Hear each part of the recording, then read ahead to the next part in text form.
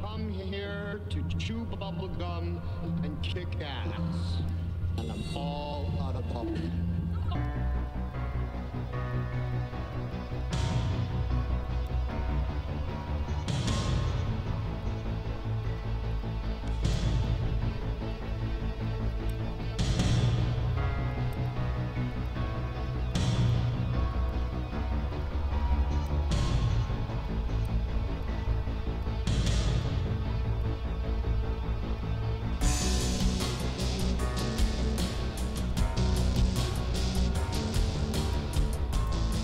Ladies and gentlemen, boys and girls, children of all ages, welcome to the Bloviating Zeppelin's Berserk Bobcat Saloon radio show. Live and direct, right here at the SHR Media Studios, 2 miles from the locus of evil on the entire West Coast, the capital of California, Sacramento, the Bill Mill, where evil issues forth every day, on a daily basis.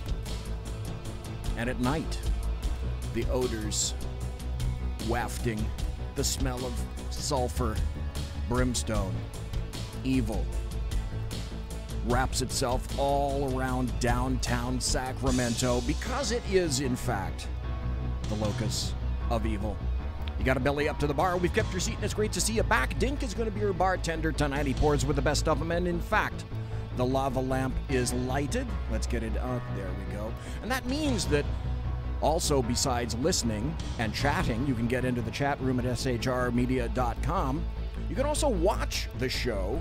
Go to the SHR Media Facebook page, Facebook Live, or go to the SHR Media YouTube channel. And you can watch all of them. Just pick one. If you want to clean your fish tank, just listen. You want to watch and see the furry fuzzball do whatever it is that he does behind a microphone, hey, watch too. But if you want to chat, we ask that you chat right here at shrmedia.com. We don't water our drinks, just like we don't water our conversation. Politics, religion, crime, culture, economics, race, sex, science, law. We talk about it all here at the Saloon. Nothing is sacred. The speech is free, but the booze is not. All that we ask is that you flush the toilet, jiggle the handle, H-A-N-N-E-L. Jiggle the handle and tip your waitress. Now, tonight, we have a curious combination. We have, for the first half hour, I believe, Sharika Soal. And I learned of her situation with Carrie Baxter Donovan. And a lot of people in chat already. Good. Thanks for being here, Mike. Thanks for being here, Whiskey Dale and Mary Brockman. Good to see everybody. Sharika Soal, I learned of her plight through Carrie Baxter Donovan. And this is essentially what's going to be another example, although I want to make sure that she tells her story in her own words, this is what the left is doing to the left. The left has decided that it's A-OK, just peachy nifty to eat its own. If you are not in complete lockstep with all of the rest of, say, in this example, the Hollywood resistance. So it's going to be the truth about Sharika Soal tonight. You can get on your favorite search engine and look for the name S-H-A-R-I-K-A, Soal, S-O-A-L. And tonight, she's going to tell her story like no one else can. And it is, in fact, it's a cautionary tale of the left eating its left when you are not precisely in goose step with every aspect of their thinking. And then also tonight, besides all the, I'm sure you're tired of winning, etc., but there are some very important things that I want you guys to listen to. I have some excellent audio clips coming up. They're going to be from Mitch McConnell. They're going to be from Harry Reid. They're going to be from, let's see. Oh, that's right. Today, let's go back up. Let's back up a little bit. What happened today? Oh, that's right. Rod Rosenstein, of his own volition, voluntarily walked across the street from the DOJ and decided that he was going to sit down in front of a House committee, and Trey Gowdy and all sorts of other persons were going to heap huzzahs and blessings upon him because, quite frankly, Rod Rosenstein is doing such a wonderful job over there at the DOJ. Let's crank this up just a little bit. There we go. And so if you haven't heard that audio cut, it's the one that I snatched is about 7 minutes long. And trust me when I tell you, it's going to be worth every minute of it. And then I'm going to refresh everyone's memory about the nuclear option. I'm going to refresh everyone's memory about a filibuster. And then I'm going to let leftists speak for themselves and let them tell you what they really think about you. I have an excellent article. Actually, I have two excellent articles by Kurt Schlichter tonight. And I have another article by an individual who's writing, I believe, at National Review and said, well, wait a minute. You know, in terms of what's happening at our border, why is it that we need more illegal people in this country anyway? Because he asked a very valid question. What, in effect, is that truly going to accomplish? I asked Sharika to call in about 5 after. It's about 5 after, so I'm anticipating a call at any moment. So I'm going to go into some articles, and I'm going to go into some content, and when she calls, we'll just stop. Let's leave it at that. The first article that I have for you tonight is by Kurt Schlichter, and it was written on May 28th. Mike in chat. Mike in chat says, maybe BZ needs to reupholster your official chair. She says, oh, it's okay, but that's fine. Thanks, Mike. Appreciate it. Well, okay. Listen, Mary, if the chair is unfit for you, or if you would like me to reupholster it, all you have to do is ask. BZ at shrmedia.com. Easy. Piece of cake. Anyway, this one article, I have been meaning to read this for quite some time, and it comes from May the 28th, and it goes like this. The real conservatives refuse to kneel before their liberal overlords. There's a great scene in the movie Witness, where a bunch of bullies start picking on some Amish farmers, and they pick on Harrison Ford, who's sporting extreme Mennonite drag. They knock off his straw cap, they laugh at him, and then he beats the crap out of them. The bullies are shocked, stunned, and bewildered. Why? He's not supposed to fight back. Why, the Amish, they're better than that. But Harrison's not. As his buddy says, he's from Ohio. I'm not better than that either, Kurt Schlichter writes. How about you? Because today being better than that means being willing to allow other people to control you by defining you, and the definition is always a pushover. You're supposed to be conservative. Our conservative superiors tell us, and we must therefore rigidly adhere to their precious conservative principles. But these bear no resemblance to real principles, much less conservative ones. Allow me to sum up these fake principles. Number 1, don't ever fight. Number 2, don't presume to exercise your own right of free expression. 3, lose like a gentleman. Yeah, no, Schlichter writes, a hard pass, Fredo Cons. Last week, and the NFL, broken by our informal boycott, took action against those kneeling jerks, and the elite, including its true conservative collaborators, wet their collective panties all over the internet about it. How horrible. We flexed our muscles, stopped watching those pampered jerks' antics, and the NFL caved. We're not supposed to do that. We're supposed to behold these goofs' glorious free speech. We're supposed to... which consists of waving middle fingers in our mugs, and we're supposed to just nod politely. We aren't the ones who should be exercising our freedom of expression. We are the ones who are supposed to cave. We are always the ones who are supposed to cave. Well, Kurt Schlichter writes, I guess we missed that memo. And how Task Force Pearl Clutcher lectured us for not adequately defending the First Amendment that a bunch of us were physically defending when the vast majority of them were back home getting their masters in 17th century philosophy and sipping Zimas. Oh my God, Kurt Schlichter, a reference to Zimas. If you've never had one, don't. He continues, worse, they shamefully took to the enemy microphone, that is the New York Times op-ed page, to scold us and spew out exactly what the liberals wanted to hear, that we conservatives should never, ever take our own side, in a fight. Apparently, the going rate for professional conservatives is 30 pieces of silver and a byline in American Pravda. Liberals never seem to have this blue falcon problem because they understand power. But then those of us less concerned with getting an invitation to talk to donors at the National Weekly Liberty Forum for Eagle Family Liberty Standard Coalition and Cruise, then not having progressive Birkenstocks ground into our faces forever, understand power too, and scandalously, now we're using it. The liberals were likewise beside themselves at the result of our pushback, prompting them to go into one of their trademark sessions of coordinated but inept gaslighting. Why, how dare we normals take offense at this peaceful protest of love? Baloney.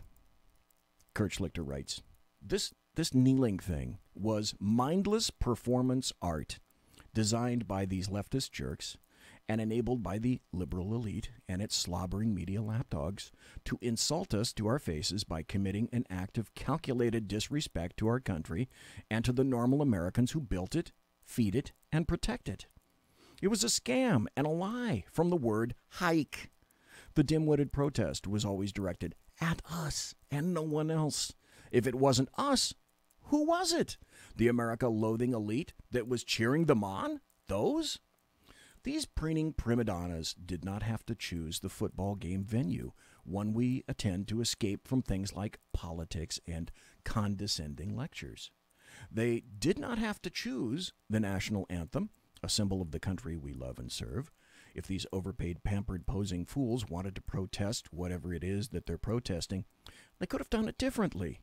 But then doing it differently wouldn't have freaked out the squares. That was the point. And now they're mad because we took their insult exactly as they intended it to be taken.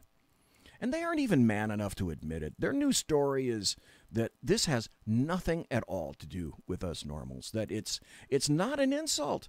No, it's a heartfelt plea for something. I guess the pig cop socks and the Castro t-shirts were gestures of respect, truly. So let's get real. They wanted to rub our faces in their contempt, to laugh at us as we had to endure it, humiliated by our own powerlessness. We were supposed to just sit there and take it.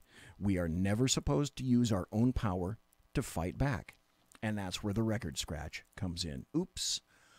Look who's laughing now. Turns out we can throw a punch as well, and did, slugging the feckless NFL right in the wallet. You want to politicize everything? This is politicizing everything. Enjoy it. We're playing by the new rules, too. I warned them that they would hate the new rules. But gosh, we can't do that. Oh, well, I never. How dare you normal Americans get militant and actually fight back? Whine the kneelers of team principles. Real conservatives don't fight back. See, that's just not who we are. No, that's not who they are. We understand something that Conservative Inc. goofs never seem to figure out. They howl that all we are all about these days is owning the libs and winning. But here's the thing. Sometimes you have to win. Sometimes you have to stop yapping and start performing. Once in a while, you have to put points on the board. Otherwise, people stop listening to you. It's possible to spend your whole career inside Conservative Inc., drifting from cheesy think tank, sinecure to lame magazines, scribbling gigs, never actually winning anything. But out here in America, we need to prevail. Our rights and our dignity are merely theoretical constructs to the Fredocons and are of no significance to them. But our rights and dignity matter to us, and we're acting and voting accordingly. These cruise-shilling nags have delivered nothing but tiresome scoldings and a never-ending series of capitulations. No wonder they can't seem to sell out those 2 twin-bed deluxe cabins along the Lido deck anymore. No wonder normal Americans turn to someone like Donald Trump when these pathetic losers were only offering us more defeat and more humiliation at the hands of our enemies in the culture war. We reject the bizarre notion that we are somehow obligated to stoically take guff from people who despise us without responding, because doing so is unconservative. We decline to be commanded by conscientious objectors. Here's how we roll. When the enemy deploys its power against us, whether it's some football jerk dissing us via Old Glory or some tech titan deciding to not allow us access to social media, we will fight back using whatever power we have. We will bankrupt the NFL before we sit there watching them flip us off. And we'll leverage our political power to regulate the Twitter facegrams into submission. And if they keep trying to elude us from participation in our own culture, there is no conservative principle that requires you to not use your most effective weapon in your own self-defense. None. But that's not conservative, the sissies whimper. That's true only if you adopt a definition of conservatism that presumptively surrenders whenever it meets resistance. The simple, undeniable fact is that punishment works. Retaliation works. If you want the old rules back in effect, I'd prefer that, says Kurt Schlichter. Then you need to teach the enemy that it can't apply new rules without feeling the same pain that it inflicts. That's a real conservative principle.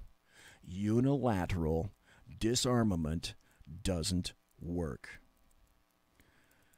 Remember, nothing in conservatism ever obligates you to accept an end result where you must silently endure disrespect, where you're excluded from participation in your own governance, or where your rights are voided. None. Though a bunch of allegedly conservative racketeers disenfranchised by the revolution that led to the election of Donald Trump are still trying to sell you on that idea. Laugh at them and their fussy complaints about how you fail to conform your life to their labels. Fight back. Remember, militant normal Americans aren't from Washington. They're from Ohio. That's the first article from Kurt Schlichter. Sharika, I don't know if you happen to be listening on the media, but I sent, just to remind you, I sent you the telephone number to the studio, the one that you should be calling, and I sent it on a Twitter message, which is how we've been communicating. So just a reminder, if you're going to call in tonight, because right now it's 17 minutes after the hour, and it's not starting to look good.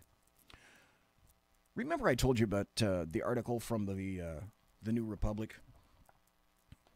Or excuse me, I think this is from the... Oh, no, I'm wrong. This is from Michael Anton. And this is why I was even more amazed. Because it's from Michael Anton of the Washington Post. And he says, why do we need more people in this country anyway? As Capitol Hill Republicans attempt for, the 8th, 9th time in the past 2 decades to jam through an amnesty that their voters have explicitly, loudly, and repeatedly said they don't want, it's worth asking a question that is rarely raised. Does the United States population, 320 million and rising, need more people? If so, why? To most ears, the question sounds blasphemous, which illustrates the rottenness of our immigration debate. Hold that thought. I'm going to remind everyone of Paul Ehrlich. We'll get to him.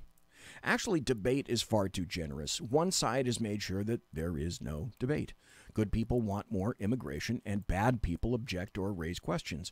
An inherently political issue that has been effectively rendered religious, with the righteous on one side and sinners, abject, terrible sinners on the other. The basic question remains. The pat answer over the past 20 years, well, to do the jobs the Americans won't do, may seem to have some salience with a 3.9% unemployment rate, but that only further raises the question.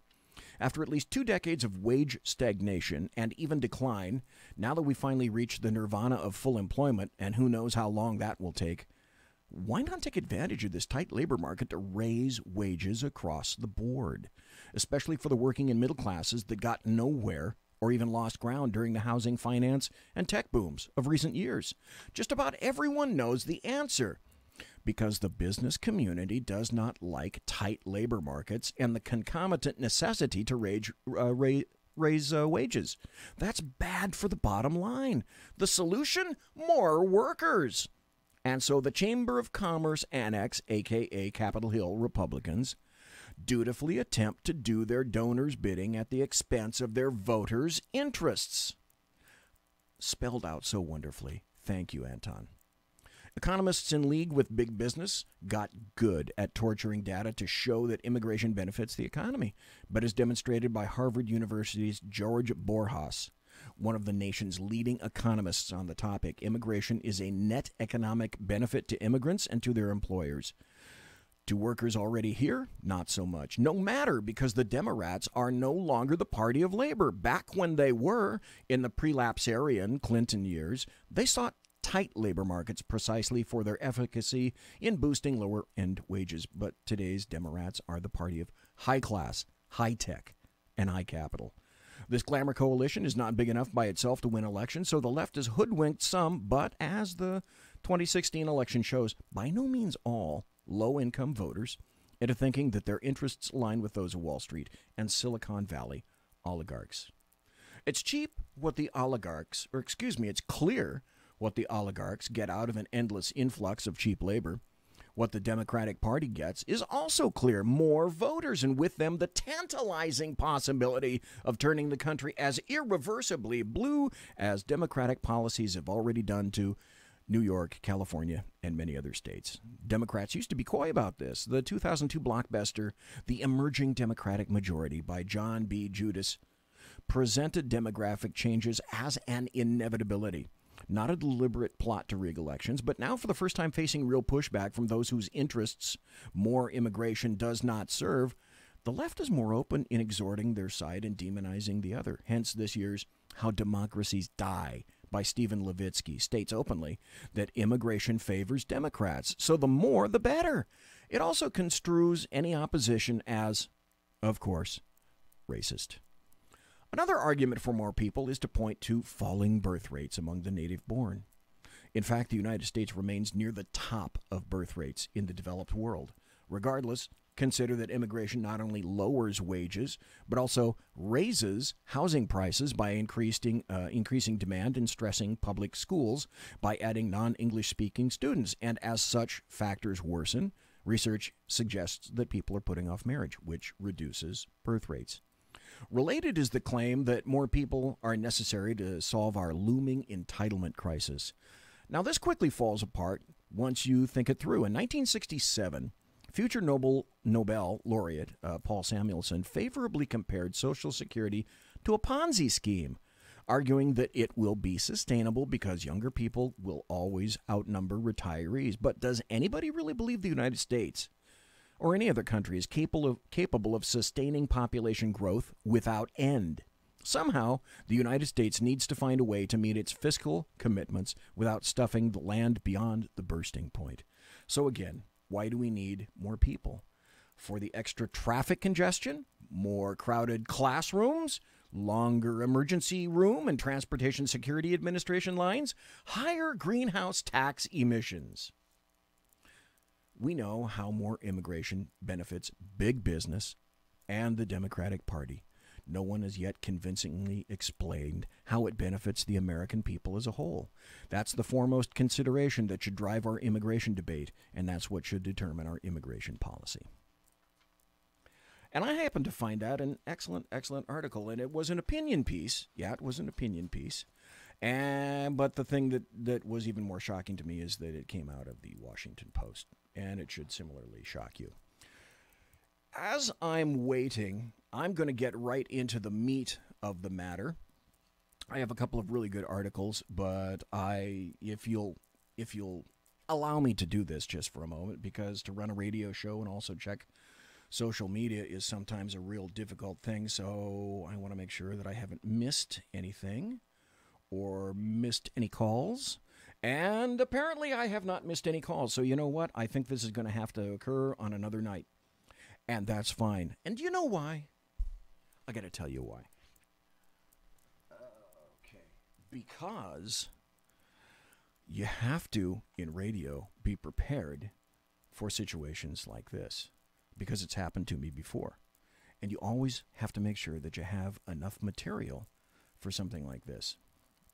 Now, I told you that I would be playing some audio cuts with regard to what is going to occur July 31st with Anthony Kennedy. And I learned last night on Sackheads Against Tyranny, I did not know this, though I live well, actually I live up in the mountains, but I stay down here frequently in Sacramento, and then I'm here Tuesday, Wednesday, and Thursday to do the show, but I live, like 91 miles that way up in the Sierra Nevada mountains, where it's very beautiful. The only thing that scares the crap out of me is wildfire up there, because California doesn't know how to manage its wildlife services at all, nor does it know how to manage its water resources at all. But that's a story for another time. Anyway, Anthony Kennedy is going to be retiring very soon, and he announced it yesterday. And of course, there was lots of pearl clutching and pants shitting hysteria all across the board. I don't know, perhaps as well it should be.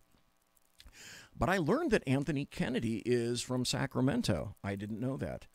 And people are theorizing whether or not he's going to be coming back to Sacramento. Well, he lives on the East Coast. He has some friends here, and he does come back to Sacramento now and then. But after retirement, following July 31st, he will be staying probably on the East Coast.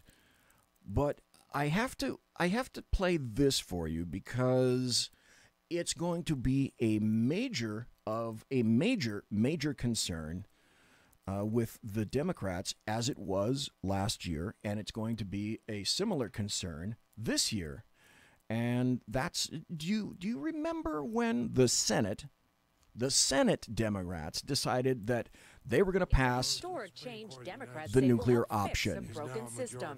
It's time to change the Senate before this institution becomes obsolete. And Republicans argue will make Washington gridlock worse. It puts a chill on the entire United States Senate. Senate Democrats voted to lower the threshold to break a filibuster from 60 votes to 51 votes, a simple majority. It strips the minority party's ability to block a president's nominees. It's called the nuclear option for good reason.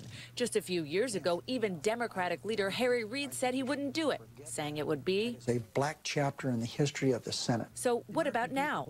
Why isn't this a black chapter in the history of the Senate? Things have changed dramatically since 2005.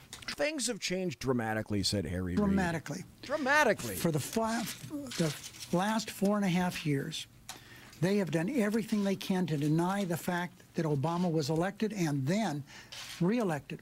Translation: GOP obstruction is unprecedented. To back that up, Democrats point to statistics from the nonpartisan Congressional Research Service.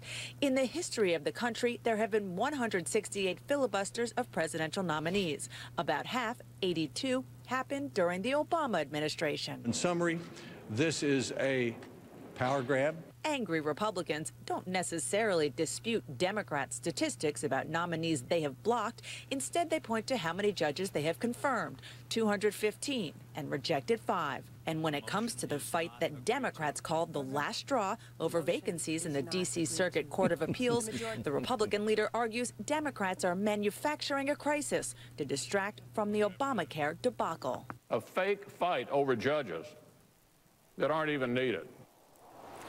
Now, Democrats say they get that this benefits them now that they're in the majority, but certainly the tables will. By the way, this is a CNN cut, which is why I wanted to play it to you. Be turned the day that they lose that majority status.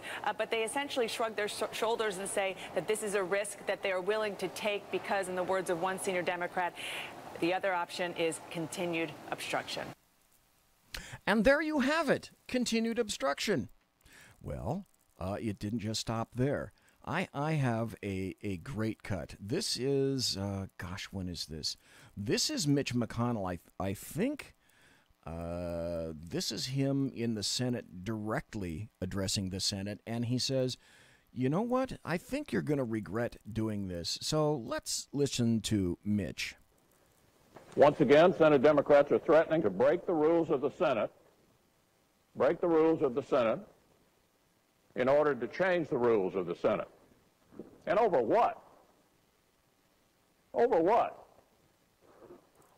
Over a court that doesn't even have enough work to do? The majority leader promised. By the way, this was over district court appointments. This wasn't over SCOTUS. They went nuclear over district court appointments. He promised over and over again that he wouldn't break the rules of the Senate in order to change them. If you want to play games, set yet another precedent that you'll no doubt come to regret. Say to my friends on the other side of the aisle, you'll regret this, and you may regret it a lot sooner than you think. And does anybody here think that perhaps they're already starting to regret it sooner than they think? We'll be right back. Don't you go nowhere. Have I got some great stories for you? Go no. Well, you can go get some ice cream. Don't start cleaning your parakeet cage, though. That's going to take too long. Conservative media done right. You're listening to the SHR Media Network. Hey, it's Sean from the Sackheads Radio Show. Also one of the owners here at the SHR Media Network. Are you opinionated? Have you ever wanted to do your own show? Have you ever heard somebody like the Sackheads and go, yeah, I could probably do that better? Well, now's your chance. Send me a 5-minute clip at sackheadsradio@gmail.com, and maybe you can be part of the SHR broadcasting team. sackheadsradio@gmail.com.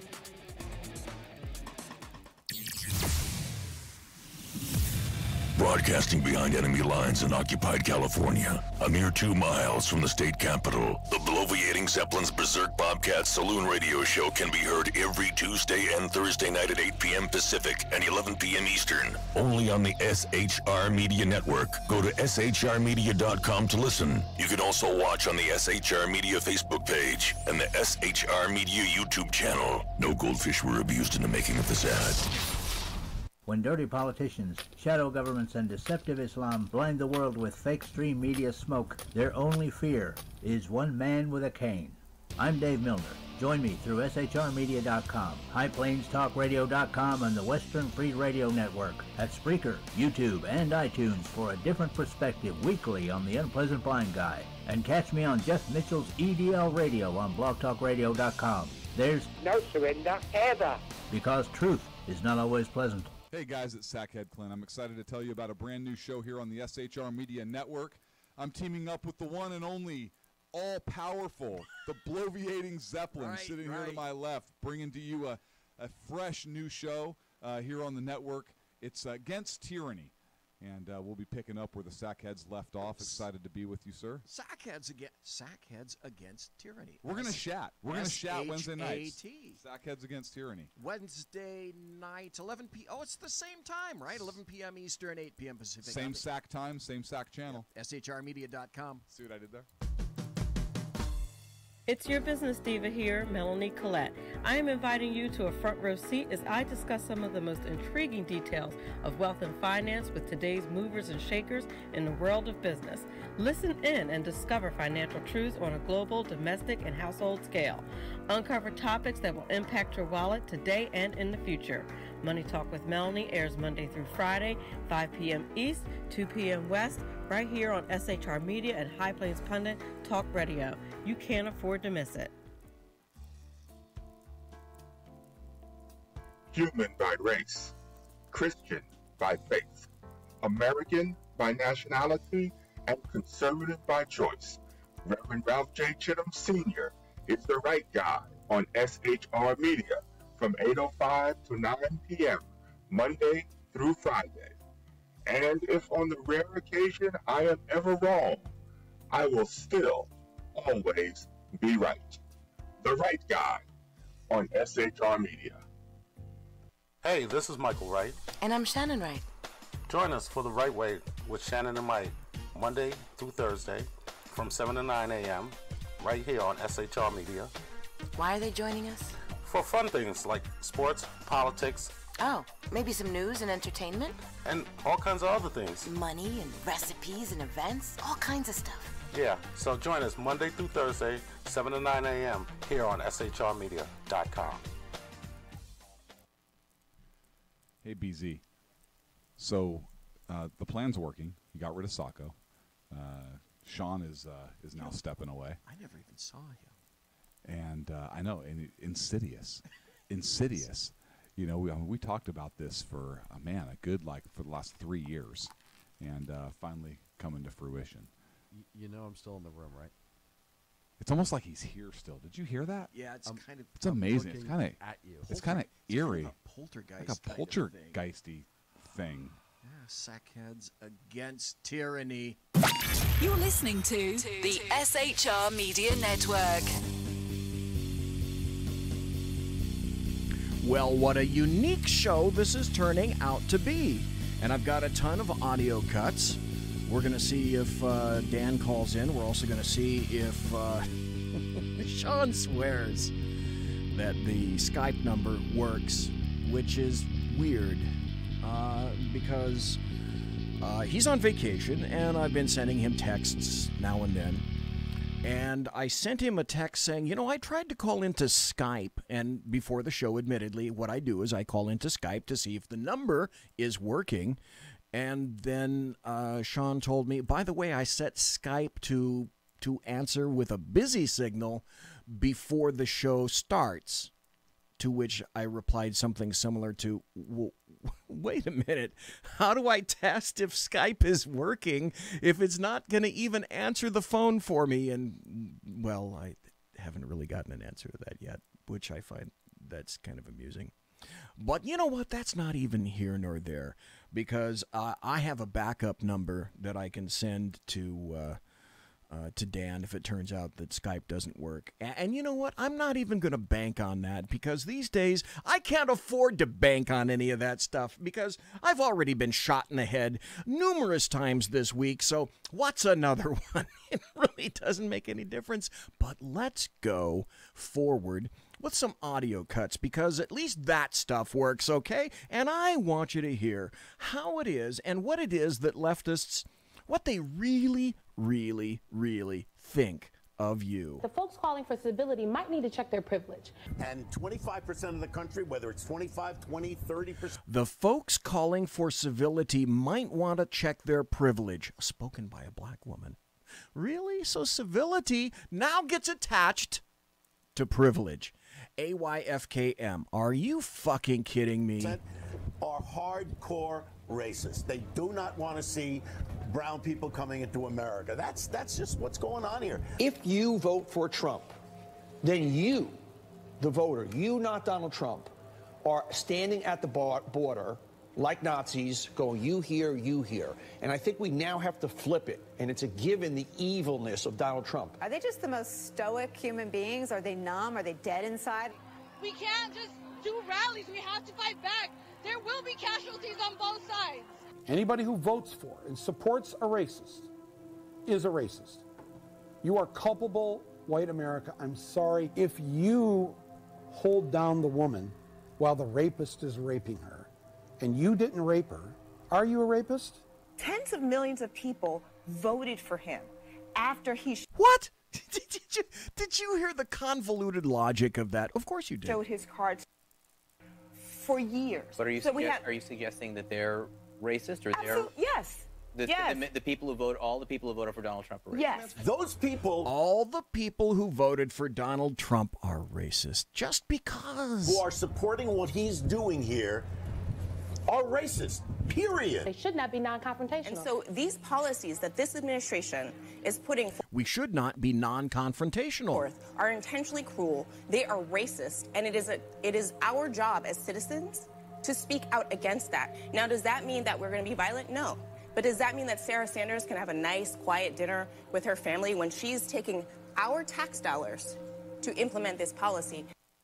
I don't think so. They're not going to be able to go to a restaurant. They're not going to be able to stop at a gas station. They're not going to be able to shop at a department store. The people are going to turn on them. They're going to protest. They're going to absolutely harass them. But you guys were involved with Being Patriotic, right? Very, very patriotic, but not... Being Patriotic was the group that contacted and helped organize some of these activities that you posted on your own Facebook account. Those were legitimate. Those were Russians. Thank you for calling the Red Hen Restaurant. If you are a Trump supporter, if you voted for Trump, or if you even smell like a Trump supporter, we will throw you out on your butt like we did Sarah Sanders. First of all, so that's what liberal media, that's what they really think about you. So, I'll tell you what. I have got so much material here. The travel here. ban ruling underscores just how critical it is to confirm judges who will support our Constitution, our great, great Constitution. And this is why the leftists are going insane. The guy with the dead orange cat on his head.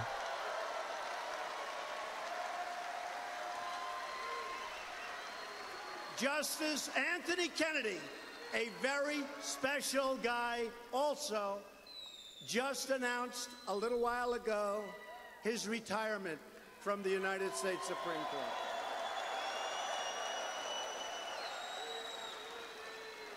Great man. And I'm very honored that he chose to do it during my term in office because he felt confident in me to make the right choice and carry on his great legacy. That's why he did it. And after that, could you not hear leftist heads exploding?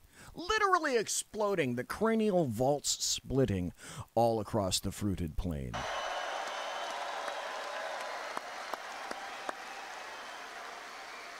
And I'd like to take a moment to show our great appreciation for Justice Kennedy's lifetime of distinguished service. Terrific man. Service to our nation and to the cause of liberty.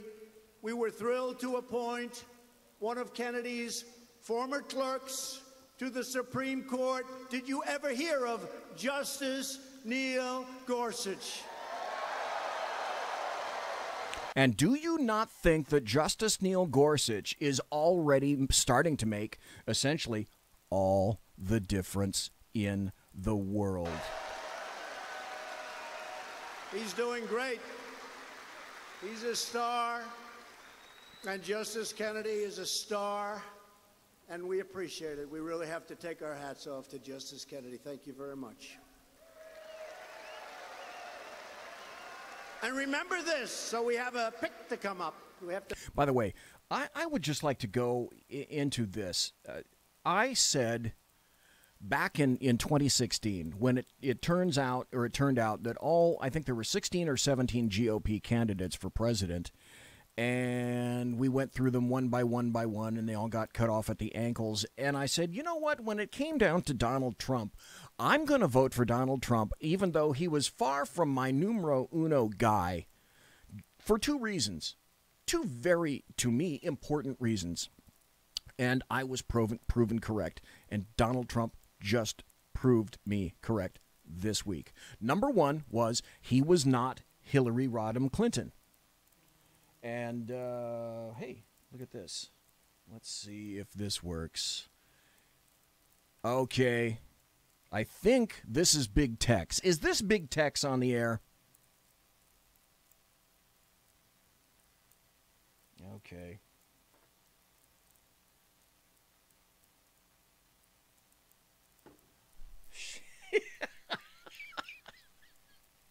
You know, the funny thing is, Dan, can you call again? Try it again. Because I paired this thing up with the board before I got here, so I know it works. But the funny thing is, technology, you gotta love it, or you gotta love it. Or sometimes you gotta ask yourself, is this stuff just personal? Is it just personal with me? Because let's see, I've got my Bluetooth on, and it's paired up to the board. And I checked earlier when Sharika Soal was going to call in, and I know the Bluetooth is working through the board. So let's try. Now we're getting it. Now we're getting it. It's the second time. The second time is the winner. It's the champ. Woohoo! You know, if I just keep with it, if I just persevere, I know it's gonna work. Now, Dan. Everybody has to I know. Everybody has to understand I'm on BZ's show lately. It is an adventure with the phones. Oh God. And I keep asking, I keep saying, you know, things aren't working, and I know one way to fix them. It's going to cost me a couple of $1,000s to do it. I don't really care. But we haven't quite pulled the trigger on that yet. I know how to do it. We just haven't quite gotten there because there are a lot of workarounds up to this point. Right. And basically what I'm doing is I'm Bluetoothing my own phone through the board because I know that works. I just did it earlier just before the show. So I just suspected, just on account of because, that if you called in again, that it was going to work. Because you want to hear something weird, Dan? You want to hear something weird? The board, or excuse me, the program screwed up last night for Sackheads, and I actually fixed a camera and started the show all over again when Spreaker wouldn't work. I actually figured shit out. Me! I was there. I was blowing your phone up saying, hey, we BZ, we can see you, but we can't hear you. What the hell is going on, dude? Now, BZ, this is the honest to God truth. One of the I've been doing internet radio 10 years, and one of the best shows I ever did, man. I got up and I was geared up, and I was on cue, had the sound, I had all my sound clips, everything. I go for the entire hour, man, and I am just writing. Of course, I haven't paid attention to the chat room, anything like that, and I'm hitting my cues on my breaks and everything. I forgot to unmute the freaking mic. I knew you were going somewhere like that. One of the best shows I ever did. I ran it and raved to myself. So I just turned around and did it the next night.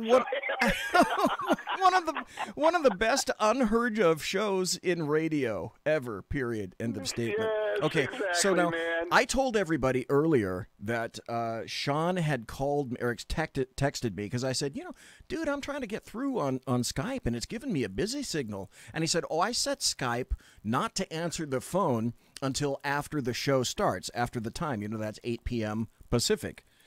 And I thought, yes, he said that. So I thought, I sent back, dude, then how am I going to be able to tell if Skype works if it's beeping at me all the time? I can't even make a test. So now, Dan, tell me what happened just now when you tried to call Skype.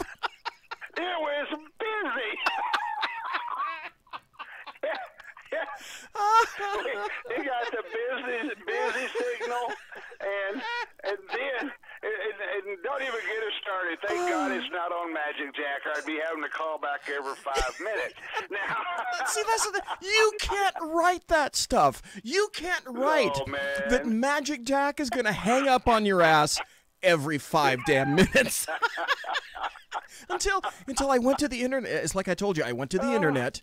And then I stuck in my favorite search engine. I said, Magic Jack, are there any problems with Magic Jack? And a whole bunch of people came back in comments and said, well, Magic Jack keeps hanging up on me every 5 to 7 minutes. 5 minutes. I said, oh, okay, there's the problem. The cat's in the toilet. That's it right there, and it just won't fit down the pipes. Yeah, Good you God. can set your watch to it. You can set No, we your did. watch to it. That's right, remember? It was hilarious. Remember we did that? It was like a thing in the chat room. Everybody, Whiskey Dale was in the chat room, for example, going, okay, it's going to go off right about now. And then, ba-doom, it did. You can't write that stuff. BZ, let me give you a little announcement tonight, and then we'll just start bullshitting around as usual, man. Oh, I got a ton of stuff to go over, though. I got a ton of stuff. Let me tell you something. You know, this coming Sunday night, a lot of people are in for a big treat. We got a lot of folks that have been asking for this, and so we're gonna put it together. This Sunday night, I'm going to be back on the air, and I'm going to be joined by one of my longtime co-hosts, and the audience is going to love having her back on the air. It's been a long time since she's been on the air, but the one and the only and the very beautiful Liz Loris will be joining me this Sunday night, and so that ought to be a real treat. We got a really special show planned, and so I think everybody's going to enjoy it. It's going to be a little bit different. We're not going to be delving into the news and the politics. We got something else planned for this show, and since it's Liz's return to radio, and I think everybody's going to enjoy it a whole lot. So we'll be on the air at 9 p.m. Central, 10 p.m. Eastern Standard Time. Okay, can you spill any of it? Can you give us a hint? If you're not going to talk politics, where are you going to go? You know what? Let me tell you what we're going to do. We're going to get into. You know what? If you have turned to a lot of the stuff that I'm doing on a personal basis and stuff. You know, I'm kind of into, you know, spurring the dialogue and bringing divisive people together and different things like that, and working with a lot of that stuff. And so we're going to be talking about a lot of uplifting stuff dealing with life. A lot of people know I'm fixing to turn 50 years old. I'm in the prime of my life, and I'm in the middle of the road in my life. And you're a kid. Let me tell you, I wish. Let me tell you what, BZ, I turned 50 in August, but I'm already taking full advantage of every damn senior discount and coupon that I can. Hell if I yeah. get away with it, I am using it. And so, anyway, Liz has come to me, and she's got a lot of different ideas of what we're going to talk about. A lot of people have heard Liz and I do shows like this before. And so, and there's a lot of caller interaction. We'll have the caller lines open as well. So it'll be an open caller night so for people to participate in. And so when we've done these in the past, they've been very well listened to. A lot of caller interaction as well. And my phone lines do work all the time. And so we... Well, you just had to throw that in. You just had to throw that in there, didn't you? God, you evil bastard. So anyway, let me tell you, we are. It's going to be a very, very special night. I'm really looking forward to it because it's been a couple of years since she's been on the radio. So looking forward to having her back, and it's going to be a lot of fun, man. It's going to be a lot of fun. I have to say this. You were dissed in chat. I'm really sorry, but Traveling Cynic called you a young punk. However, he said he's going to be 63, and I'll tell everyone I'll be a little bit older than that, shall we say. Anyway, good to see you there. And there's been a ton of stuff that's occurred. First, let me back up. For people that don't know who you are, and that really wouldn't be much of anybody that listens to the show, but hey, give your website so everybody can find out where the real news can be found. Oh, buddy, of course, we are High Plains Pundit. You go to highplainspundit.com. High Plains Pundit, if you're not familiar with it, we are a regional and state website based in the state of Texas. We are, as far as mid-sized markets are concerned, we are the largest regional media outlet in the state of Texas for mid-sized markets. We're one of the largest media outlets in the state of Texas, period. So we're very proud of that fact. We've worked long and hard to do what we do. Of course, we also have High Plains Pundit TV, which has been completely redesigned. If you go to it, you just go to the main website, you can get to it. You can see what we're doing there with High Plains Pundit TV. And then, of course, High Plains Talk Radio. High Plains Talk Radio is very unique, especially in the area that we are. I think everybody knows by now that I do lean to the right on most issues. A lot of issues, I go down the middle. I do take a left turn here and there on a few things. So it's kind of my libertarian bent that comes out in me a little bit. But on High Plains Talk Radio, we have over 30 shows on there. But not only do we have shows from the right, we also have shows on the left. I want everybody to hear what both sides are talking about, what both sides are saying. So we have talk show hosts that lean to the left. We have talk show hosts that lean to the right. We have sports. We have straight news. And then, of course, we have the unexplained and the unknown type shows that we have on there. Really? Yes, we do. Now, see, and, we have a couple of couple of great late night shows for all the conspiracy theorists out there that like the unexplained and the unknown. See, if I go we have a home little tonight, bit of everything. if I go home tonight and tell my wife that, because she's big into UFOs, all sorts of things, unexplained, Sasquatch. If I go and tell her that tonight, that you've got stuff on late night, that's when she listens. Just before she goes beddy bye, she listens to all sorts of shows like that. Right. So I am gonna tell her about that. Yeah, and here's the beautiful thing. You know, everything's on demand at High Plains Talk Radio. You listen at your convenience. You can catch the shows on when they're live. You can catch them on in the replay. You can catch the archives. Everything is laid out like that for you. So that's kind of the format we launched when we launched it 10 years ago, and we've stuck with it. And it's turned out to be very popular. People like to listen when they want to listen, and so. Wait a minute. While we do that. Are you saying that BZ can be played upon demand? BZ, let me tell you, BZ can. If you go to High Plains, highplainspundit.com and go up at the top tab there and hit on High Plains Talk Radio, BZ has his own show page. Wow. Actually, I take that back. You do share a show page. You do share a show page with Sackheads Against Tyranny. Okay, but right. Since you're co-host of that show, I put those two together. Okay. If you're somebody like Susan Knowles, who's on High Plains Talk Radio, hosts 3 radio shows. So you get the gist while we put them all on the same show page with everybody. Well, but if thank you go and check out the show page there, you can kind of see what it's like and the past shows and everything. Everything is there. And if they want to listen to you live there, you're live there right now too. So. Woohoo! Nicely done. I'm going to go right into a big audio cut. This thing's about 7 minutes long. Let me check and see if I've got the right one. Yeah, it's about 7 minutes and 3 seconds long. And you're a news guy. I would imagine that you've probably already heard this. I expect that most of the people haven't. This is Jim Jordan talking to our lovely sainted Rod Rosenstein about info and the DOJ.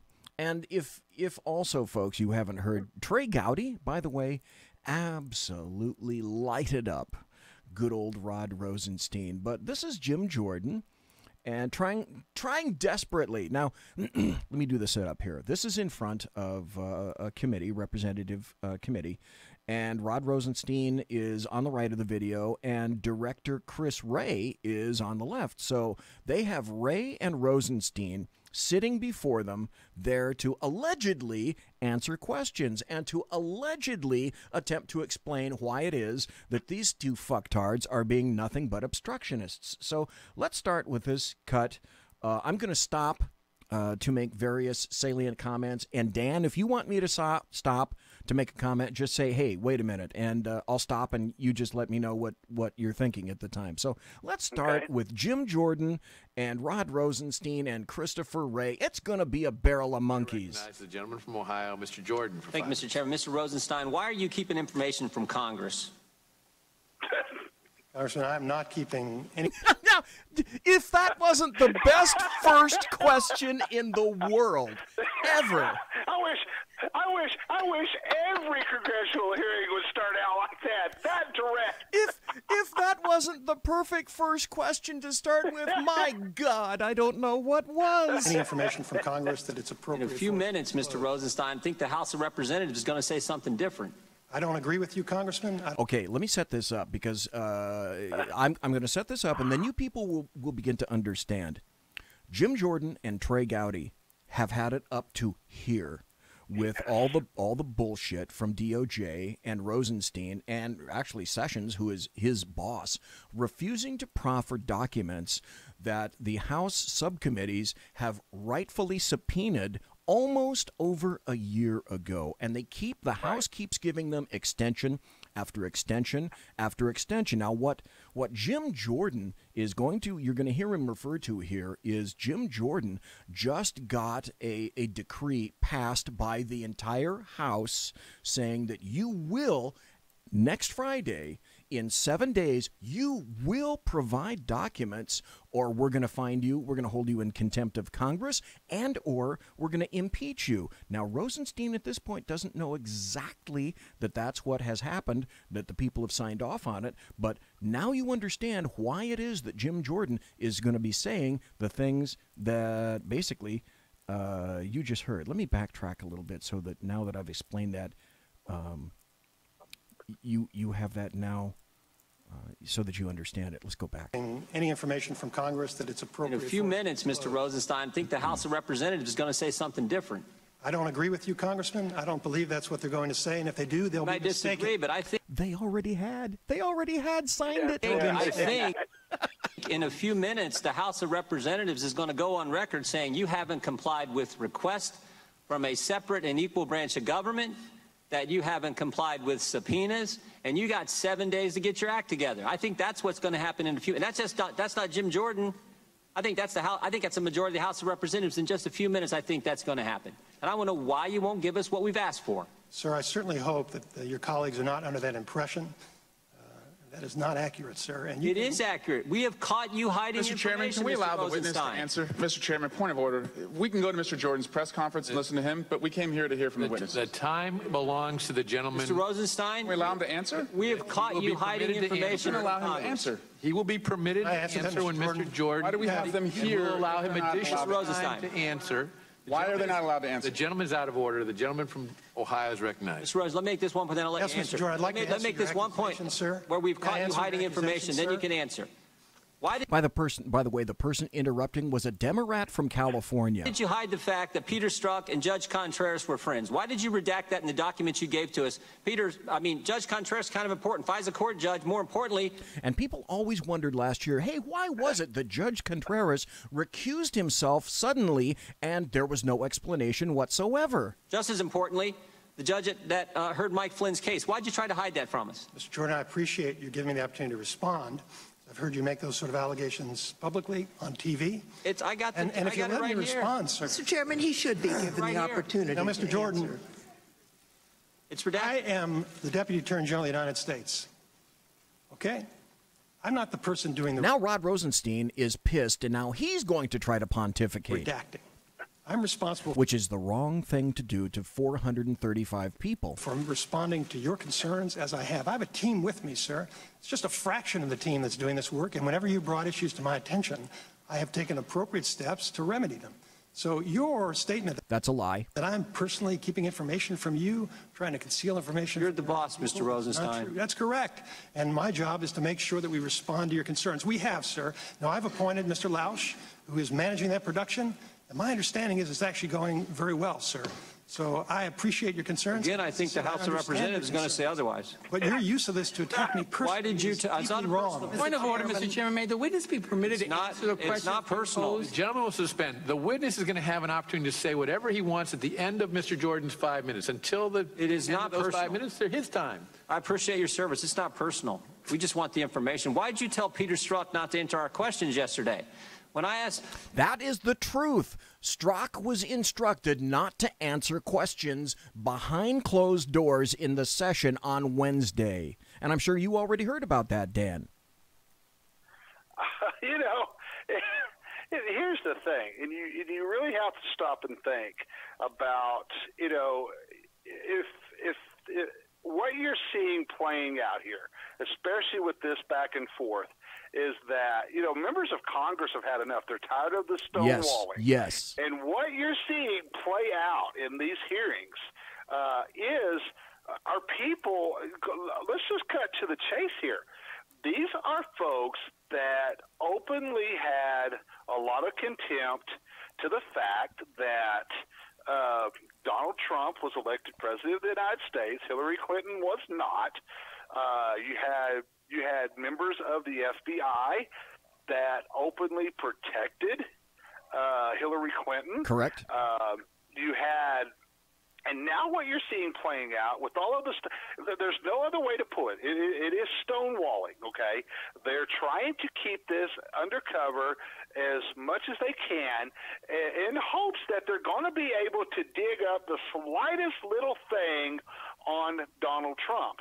But every time that they dig the hole a little deeper, what they're not realizing is that they are Chair digging recognizes the gentleman from South. They're digging the hole deeper for themselves, not for Donald Trump. Yes. They're digging the hole deeper for the legacy of Barack Obama to throw in here. What you're seeing right here, this is a pure. These folks these are folks that are, you've heard people say, Donald Trump needs to purge the Trump administration, all of the various agencies of folks that are loyal to Barack Obama. And this is a prime reason why, is because there are people that this isn't a conspiracy. People have openly admitted to this, yes, that, hey, you know what? We're here to obstruct. We're here to try to obstruct the Trump agenda, the Trump administration. We're here to try to obstruct the Republicans in Congress. We're trying to obstruct and trying to delay as much stuff as we possibly can until maybe we can retake the Senate, retake the House, maybe, in 2020 elect another Democrat president, what have you. These are people that were left behind to try to obstruct and protect the legacy of Barack Obama and Hillary Clinton. And when you see this stuff and these investigations, what have the investigations led to? No obstruction, no collusion, but they have led to some various other crimes that were committed here and there. And that's a great thing. But those are crimes of process. Time after time, they continue to, and listen, J. Edgar Hoover is just rolling over in his grave right now. What's going on? He's laughing his ass off. He is, and he's just going, because what has happened now is that all of these loyalists and different things, they have completely, and I think that Sackhead Clint is probably with me on this. I've kind of heard him with some various comments on some past shows on Sackheads, but I think the FBI right now is at an all-time low. The credibility of the FBI has been completely destroyed by these folks. Now, there's a lot of good folks, a lot of good people that work for the federal agencies, whereas the CIA, the FBI, what have you, Homeland Security, but specifically focusing on the FBI right now, is that these folks have completely destroyed the reputation of the FBI, all in the name of, you know what, we're pissed off because Donald Trump was elected president instead of Hillary Clinton, and now we've got to protect the legacy of Barack Obama. You want to bring down the Federal Bureau of Investigation to protect the legacy of one of the worst presidents in the history of the United States, of definitely one that definitely, well, you're kind of debatable on who was the worst of Obama's Secretary of States, but Hillary Clinton certainly ranks up there as one of the worst Secretary of States in the history of this country. You want to protect them and bring down the FBI in the process? They really do. They don't care, and that's what they will do. They will actually destroy this, all in the name of, because let's just be quite honest. They are pissed off that Donald Trump was elected president, and they don't like him. Plain and simple.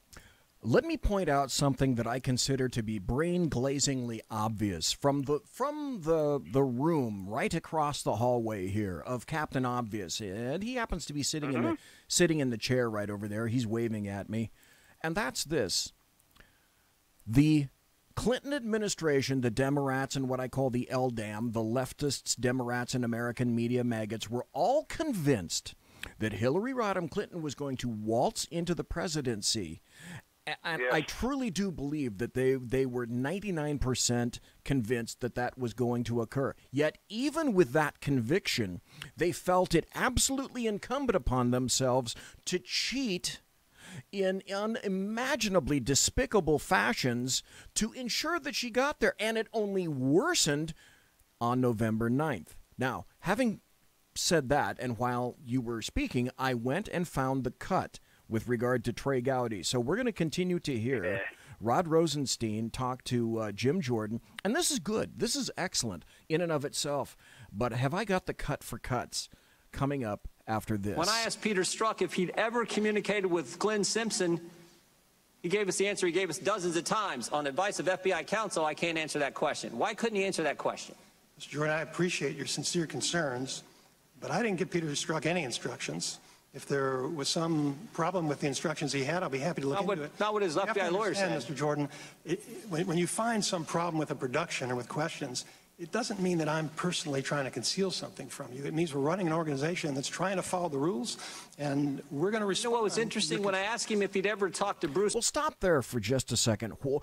Where would you ever find an organization, Dan, anyone else listening, people listening in podcast, people listening live, people watching on Facebook, and also on High Plains Media?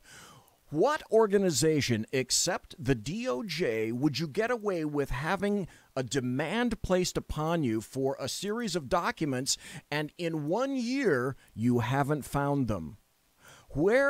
Anywhere else except in the DOJ or the FBI or the U.S. government would that ever be even remotely acceptable? Sorry, said he had.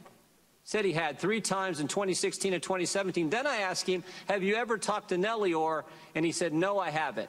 I said, well, why can you answer that question? Because Nellie Orr worked for Glenn Simpson, worked for Fusion. He could answer that question, but he couldn't answer because FBI counsel told him he couldn't. He couldn't answer the question whether he'd ever communicated with Glenn Simpson, a journalist. Why couldn't he answer that question? Mr. Jordan, I appreciate you're saying it isn't personal. Sometimes it feels that way. How do I know, sir? I mean, you interviewed Mr. Strzok. I didn't, so I can't Works for you. Doesn't work for us. There are 115,000 people who work for me, sir. Mr. Rosenstein, did you threaten staffers on the House Intelligence Committee? Listen to this, because the answer is yes. Media reports indicate you did. Media reports are mistaken. Sometimes.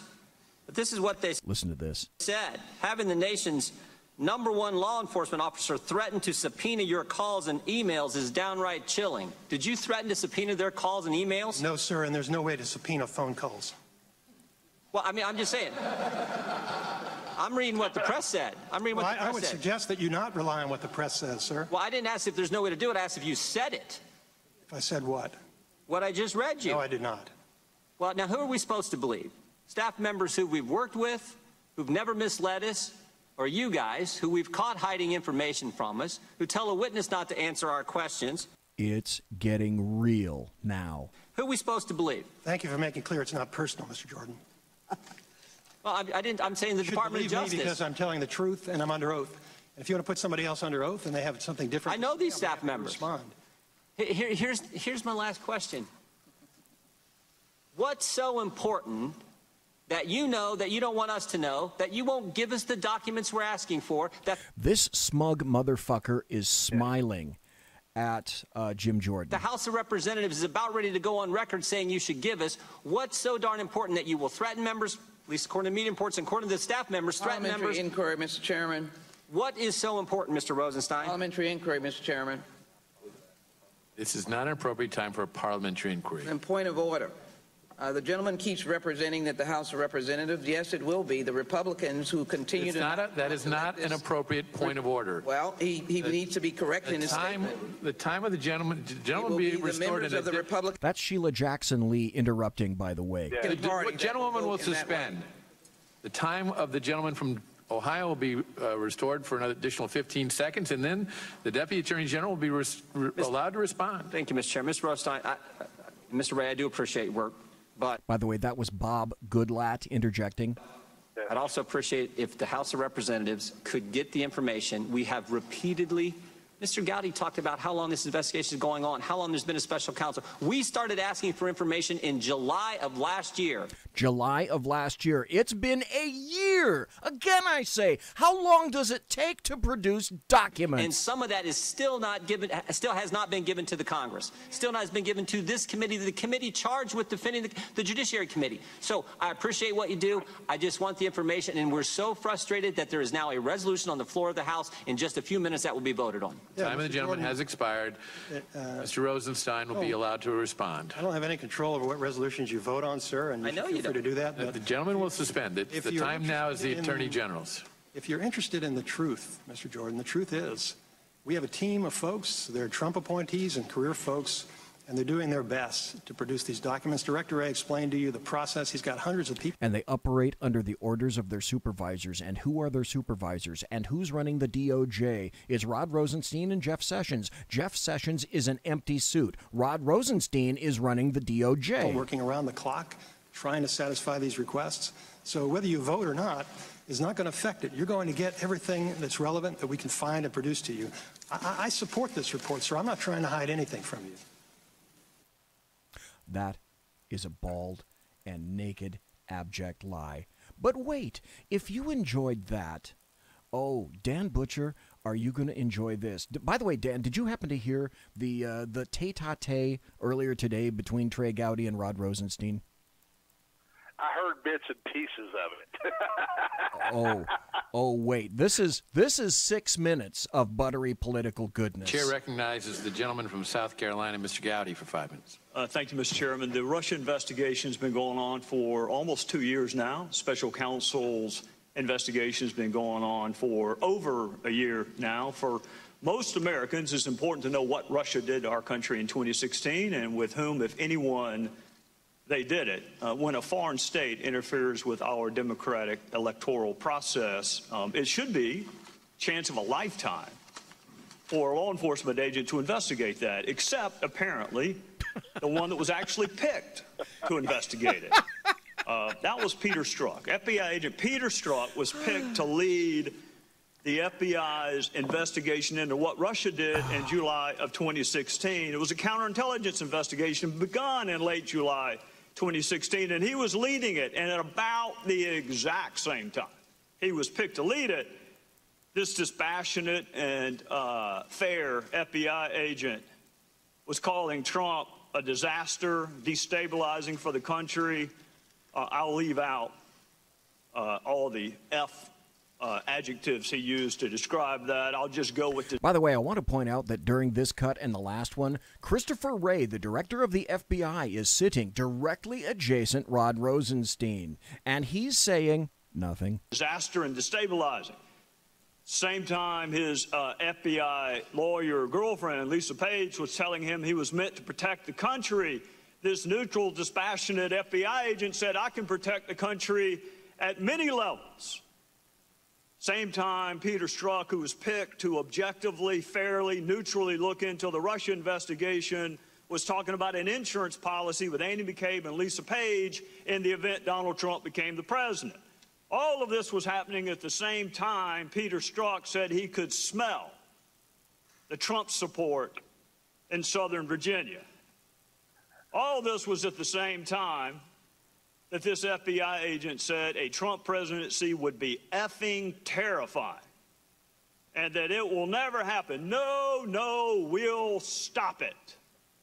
So while investigating Russia and their attempt to subvert... By the way, the other thing I want to point out that no one else has up to this is that all of these messages and all of this information back and forth were conducted on official devices owned and under regulations of the FBI. These weren't their personal devices. These were the communication instruments that you and I pay for. I should like to point that out. Dan, did you have anything else? Yeah, let me do this. You know, you keep hearing the term collusion, right? Coming from the Democrats, as they try to find some type of connection between Trump and Vladimir Putin or the KGB, what have you, right? Very important in the words that you just heard is because if there's any collusion, it alludes to my commentary a few minutes ago when I was talking about how all of these folks have one goal in mind. Yes. They are colluding together to once again work against they have openly admitted we colluded together to try to prevent a Trump presidency. We did this, we did that. Now we're working together to try to disrupt the Trump presidency, to try to do this, to try to do that. If there's any collusion, there you see it. There is evidence of that. And Trey Gowdy's getting right to the heart of that with what he's talking about, pointing out, saying, hey, all of these folks are working together to try to, and let's face it, trying to openly disrupt the duly elected government of the United States of America. People have to remember that, Donald Trump won 30 states. He won over 300 electoral votes. This wasn't a close election. This wasn't a close victory with Hillary Clinton. He won a decisive victory. Was it a landslide? No, but it was a decisive victory.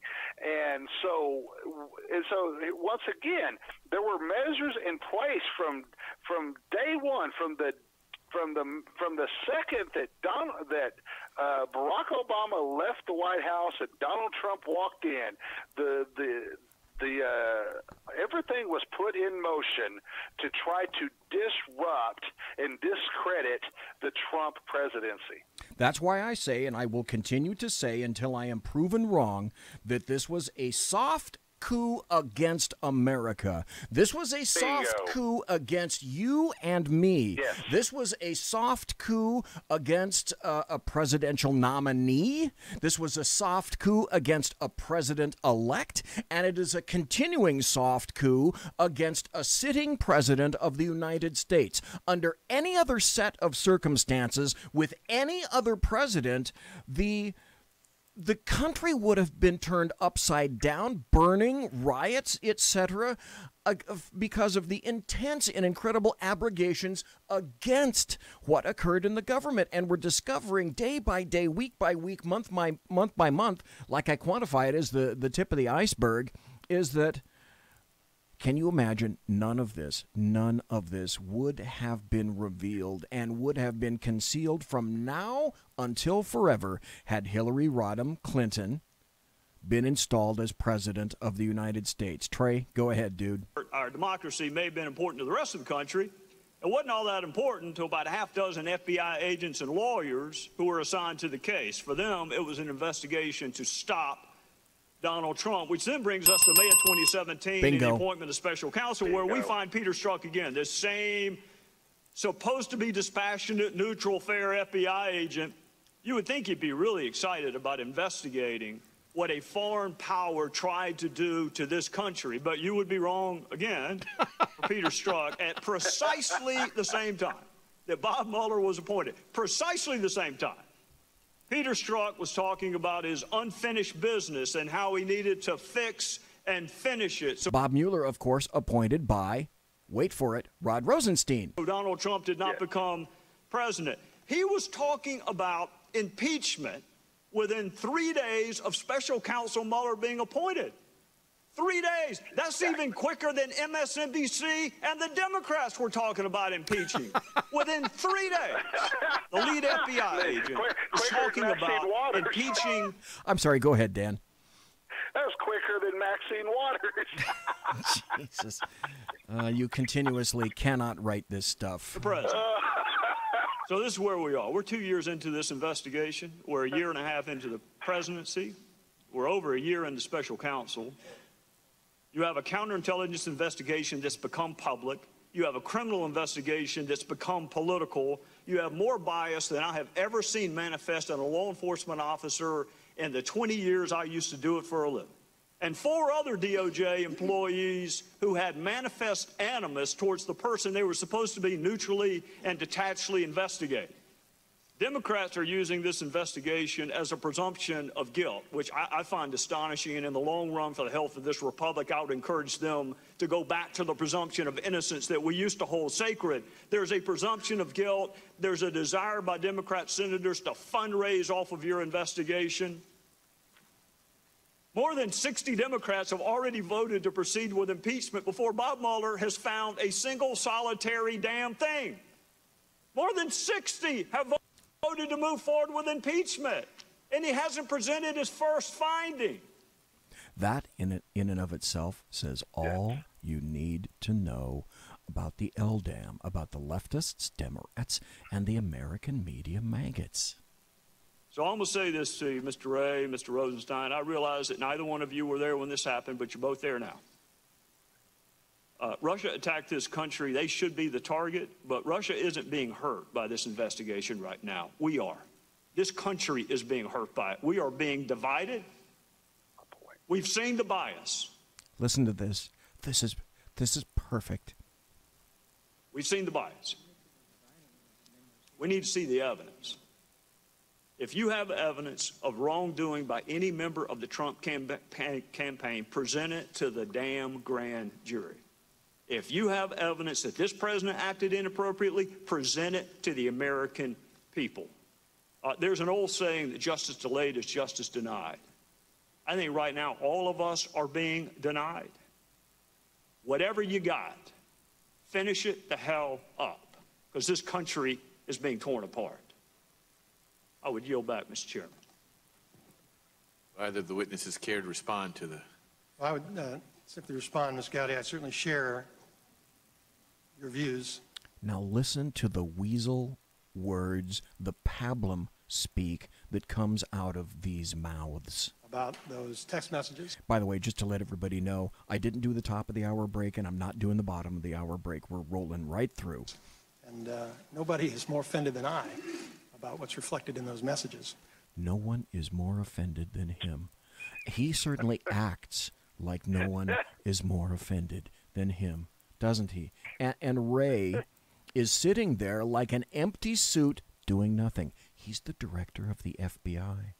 There is no one higher in the FBI administration than the director, saying nothing, being nothing, doing nothing. He's an empty suit. With regard to the investigation, I've heard suggestions that we should just close the investigation. I think the best thing we can do is finish it appropriately and reach a conclusion. And I certainly agree with you, sir. People should not jump to conclusions without seeing the evidence. I've been the victim of fake news attacks myself, so I'm sympathetic. I agree with you, sir. Not one. Sir, that there's been no allegation made by the Department of Justice or the Special Counsel other than what's reflected in those documents that are filed publicly, the charged folks. Nobody should draw any conclusions beyond those charges. Dan, this is my country. This is my country. These are people representing me. These aren't elected people. These are people that got this like, ding, they were installed. These people were not elected. And they're doing this to my country. And I object. Let me bring this up, BZ, because you heard the challenge from Trey Gowdy. Produce the evidence. If you've got anything, now's the time. Basically, if you're playing poker, Trey Gowdy called today. He said, you know what? It's time to put up or shut up, right? Well, here's what they're afraid of. And I'm going to give you a prime example. They have jack squat on Donald Trump. They have nothing. But what has their investigations produced? A whole lot of stuff involving the Clinton campaign and the collusion between the Clinton campaign and the DNC during the election, and lots of different things with Hillary Clinton and some other folks. But primarily, let me give you an example of the type of stuff that's starting to this is all starting to unravel for these folks. Yep. They've been trying to cover it up, and they've been trying to sweep it under the carpet for so long. It's starting to unravel. So let me give you a great example that happened just today. Okay. All right. And this was a decision against the DOJ, and this was a decision that was announced by U.S. District Court Judge Reggie B. Walton, who instructed the Justice Department to immediately begin producing records about DOJ communications with Nellie Orr, the wife of senior DOJ official Bruce Orr.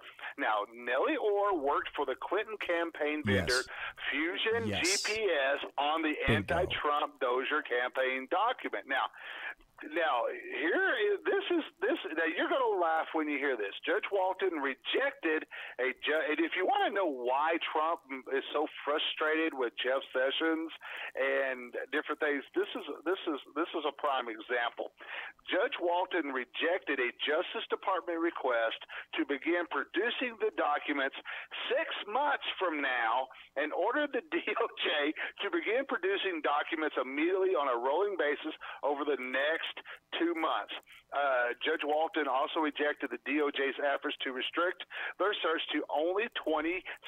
Now, this is what Judge Walton had to say in his criticism of the Justice Department. He said, I think if it's been almost since December when the initial request was made, more should have been done by now. And it seems to me if you have someone who's going to come into an office and they say they're going to be a disruptor, that they should appreciate there's going to be a lot of FOIA request and therefore should gear up to deal with those requests. So I'm not real sympathetic to the position that you have limited staff and therefore you can't comply with these requests. So I think you're going to have to get some more people. I mean, freedom of information is considered to be very important. I keep getting from the government, from various agencies, we can't do this. We can't do this because we don't have the resources. I'm not real sympathetic to that.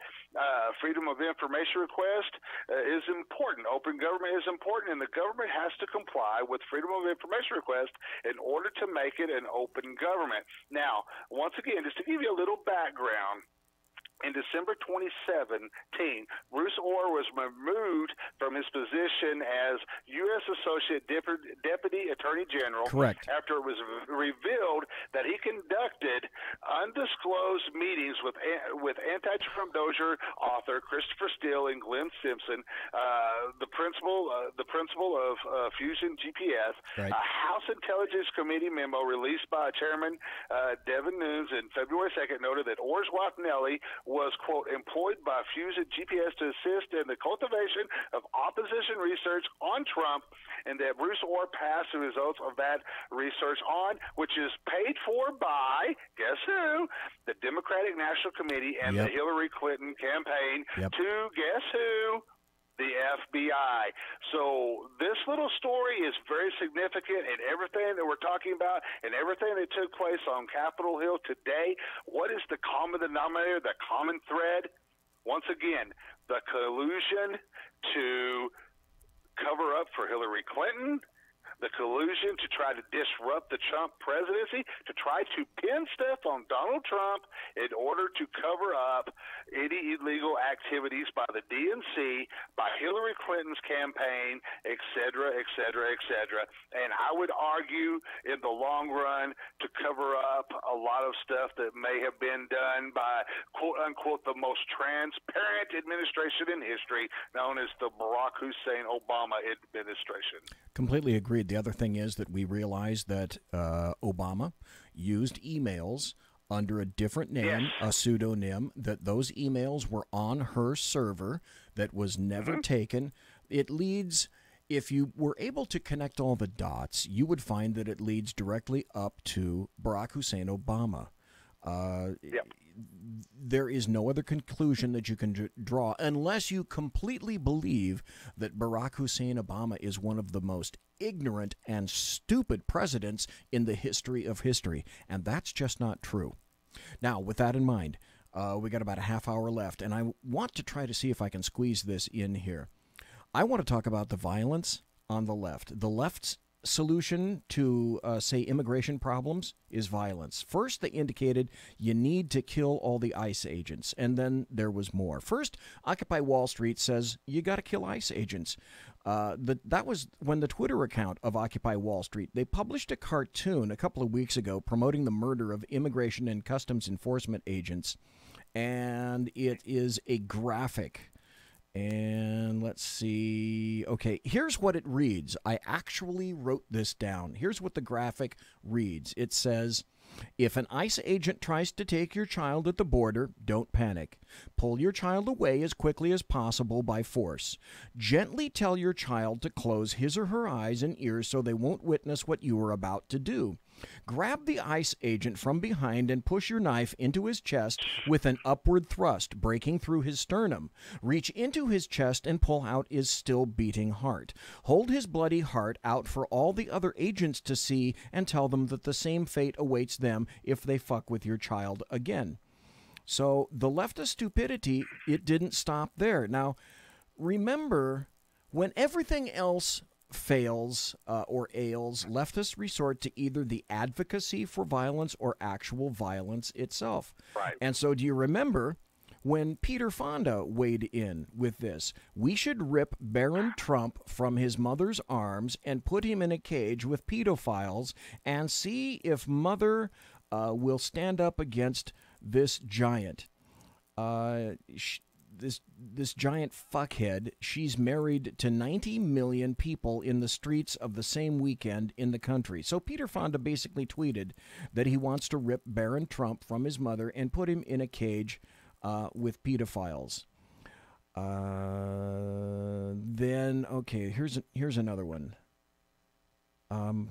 Melania, by the way, Melania Trump took that threat very seriously. Here's a little tweet from the Daily Caller. The office of FLOTUS has notified the Secret Service after actor Peter Fonda threatened to kidnap Melania and Donald Trump's son, Barron. And Peter Fonda called for Barron to be ripped from Melania's arms and put in a cage with pedophiles. But wait, there's more. More by Peter Fonda. This is a story from downtrend.com. Liberal celeb wants DHS secretary stripped naked and whipped. You really didn't read about this very much. The completely manufactured hellstorm over the separation of illegal alien kids from their parents never elicited so much as a peep from the left when it was Barack Obama who was wrapping them in foil and stuffing them into cages. But the Democrats and the media, the LDAM, they're working hand in hand to whip up a wave of hysteria that they hope is just going to sweep them into control of Congress in November. And then there was this little goodie. A Treasure Coast man is behind bars accused of threatening to kill Congressman Brian Mast's children in response to the current immigration policy. Mast has 3 young children. News Channel 5's Megan McRoberts is live outside his Stewart office with what court records say the man told investigators. Megan. Well, Jay, Lawrence Key is his name. He's now facing federal charges. He's accused of calling Mast's D.C. office and speaking to an intern there and allegedly telling that intern that he would kill Mast's children in response to children being removed from their families at the border. What do you think would happen, Dan, had the reverse been true? Had some conservative called up, pick any office and said that they're going to kill children for doing, fill in the blank. How long would that have been trumpeted all throughout the portals of the LDAM? Well, first of all, it would have been the lead story on CNN. Sure it would. And then Certainly. Probably about 50 other follow-up stories, all centered around that, and that's the truth. There is a double standard to this because, once again, if it had been, a conservative that had made those threats, of course, then all of a sudden that goes hand in hand with calling for the banning of weapons and other things, the banning of Christianity and Bibles, stuff that goes with that. But for some reason, it's perfectly okay for other groups and other organizations to make threats like this because they're doing it they're doing it in the name of women and children. Remember, right. Democrats have made a career out of identity politics. They are the masters of identity politics. And quite honestly, that has allowed them to get away with a lot of this stuff. Even when we call them out on it, they seem to get a free pass because they've made themselves the party of identity politics. And those threats and stuff, hey, it's just like in the 60s, with the Weather Underground, hey, maybe we threw a few bombs out there and killed a few cops, but hey, it's going to get us to be college professors later in our lives so we can teach other people to do that, all in the name of identity politics, all in the name of the good of the people, If you got to hurt a few, it's good to hurt a few for the good of the all, for the good of the state, for the good of the people, what have you. You know what? Let's kill. You know what? Let's kill somebody else's children to save these children. It's perfectly okay, and they get a pass with it. And that double standard, it's not right. And but you know, quite honestly, they've become a masters of being able to use that as an effective means with their message and get away with it, BZ. And if you or I had done that, man, the FBI we'd be in leg Secret shackles. Service, we're getting led away to be waterboarded somewhere. You know? Quite honestly. You remember about a week and a half ago, Homeland Security Director Kirstjen Nielsen, okay? Yes. She goes out to a Mexican restaurant, and then a bunch of protesters go in and basically scream her out of the restaurant. Did you find that the American media maggots, the LDAM, went out to tell you that one of the primary persons responsible for doing that is a Department of Justice employee? Of course, that wasn't highlighted. So, you know, if, by the way, her name is Allison, if I'm not mistaken, Allison Raybar. What would happen if I brought a crowd into a restaurant that you were attending? And she's, by the way, I forgot to tell you the best part.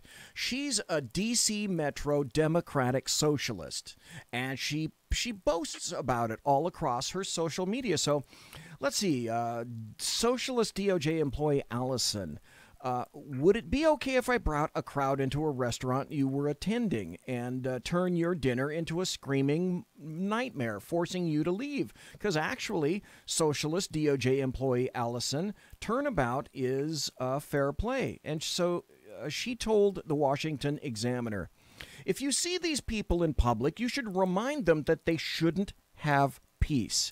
We aren't the only ones who can do this. Anyone who sees Kirstjen Nielsen at dinner, anyone who sees anyone who works at DHS and ICE at dinner can confront them like this, and that's what we hope this will inspire people to do. And like I said, she's a member of the the Metro DC, Democratic Socialists of America. Then we go back to Peter Fonda. Peter Fonda came out with another tweet. This is the third of three.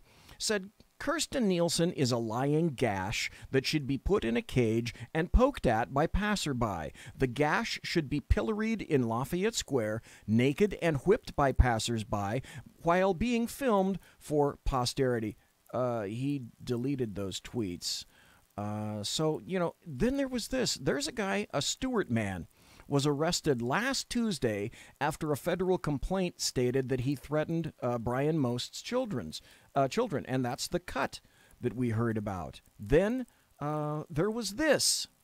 I was talking earlier about how both sides are so distant from each other right now, and I think the left, frankly, has a little bit more heat on them right now, given the kind of pressure they're trying to put on anyone who thinks differently than them.